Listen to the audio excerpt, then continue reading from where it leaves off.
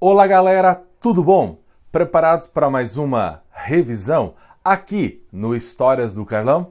Então, segue a vinheta.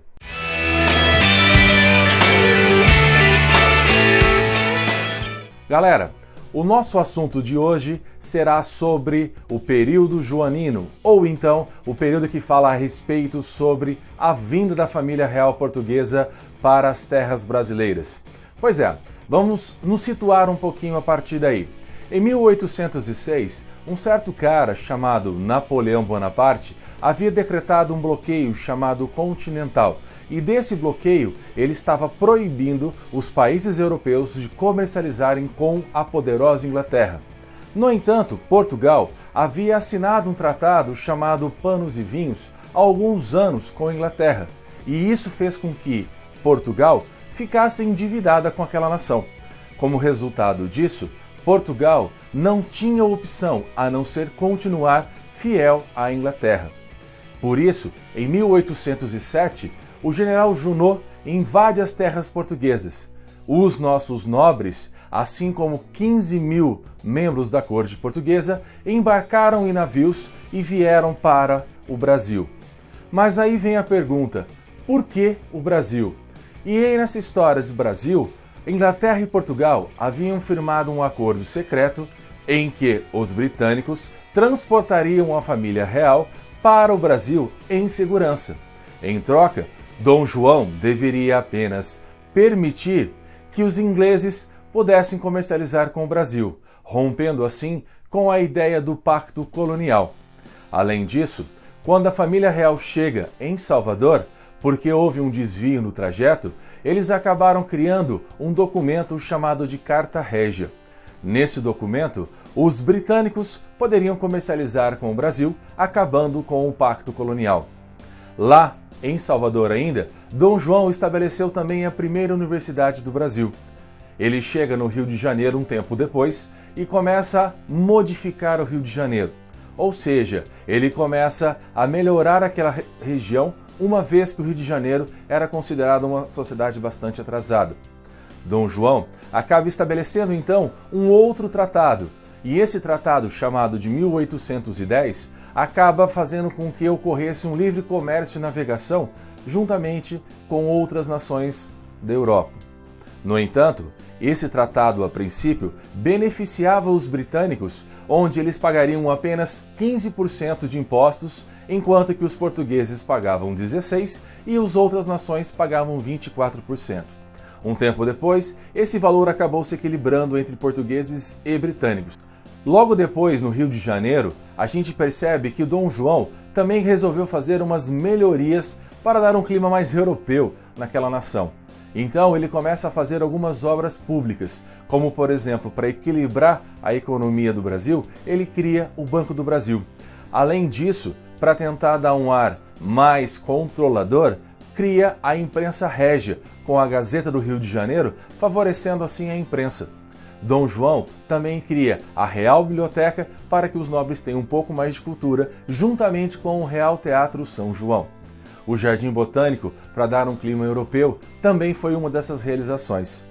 Passaram-se alguns anos, em 1815, com o fim do poder de Napoleão Bonaparte e a criação do Congresso de Viena, vários reis lá na Europa começaram a questionar, junto com os portugueses e europeus, essa situação de viver um rei numa colônia.